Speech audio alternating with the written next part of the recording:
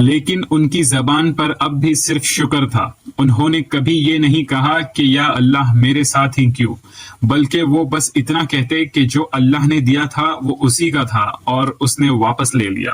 اولاد کا امتحان، جب دولت چلی گئی تو لگا کہ شاید امتحان ختم ہو گیا، لیکن اصلی امتحان اب شروع ہوا۔ ایک ایک کر کے ان کی اولاد دنیا سے چلی گئی۔ گھر جو کبھی بچوں کی ہنسی سے گونجتا تھا اب وہاں گہری خاموشی چھا گئی۔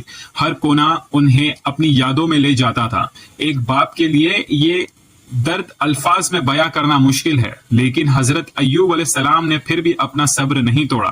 نہ چیخ، نہ غصہ، نہ شکوہ، صرف یہ الفاظ، اللہ نے جو دیا تھا اور اللہ نے ہی واپس لے لیا۔ ان کا دل ٹوٹ رہا تھا لیکن ان کا ایمان اب بھی مضبوط تھا اور ہوتے جا رہا تھا۔ بیماری اور تنہائی، پھر ان پر سب سے سخت آزمائش آئی۔ حضرت ایوب علیہ السلام ایک ایسی بیماری میں مبتلا ہو گئے جو دھیرے دھیرے ان کے جسم کو کمزور کرتی گئی۔ ان کا جسم زخموں سے بھر گیا اور ان کی تکلیف اتنی بڑھ گئی کہ لوگ ان سے دور رہنے لگے۔ جو لوگ کبھی ان کی عزت کرتے تھے اب ان کے پاس آنا بھی پسند نہیں کرتے۔ آخر کار انہیں شہر سے باہر نکال دیا گیا۔ اب ان کے پاس نہ دولت تھی، نہ اولاد اور نہ ہی لوگوں کا ساتھ۔ صرف ان کی بیوی ان کے ساتھ رہی۔ وہ وفاداری کے ساتھ ان کی خدمت کرتی رہی، لوگوں کے گھروں میں کام کرتی اور ان کے لیے روزی کا انتظام کرتی۔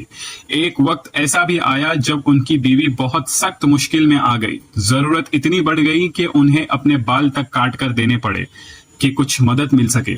یہ دیکھ کر حضرت ایوب علیہ السلام کو گہرا دکھ ہوا۔ ایک لمحے کے جذبات میں انہوں نے قسم لے لی کہ اگر اللہ نے ان کو شفا دی تو وہ اپنی بیوی کو سزا دیں گے، لیکن ان کی بیوی نے پھر بھی ان کا ساتھ نہیں چھوڑا۔ وہ ہر مشکل میں ان کے ساتھ کھڑی رہی۔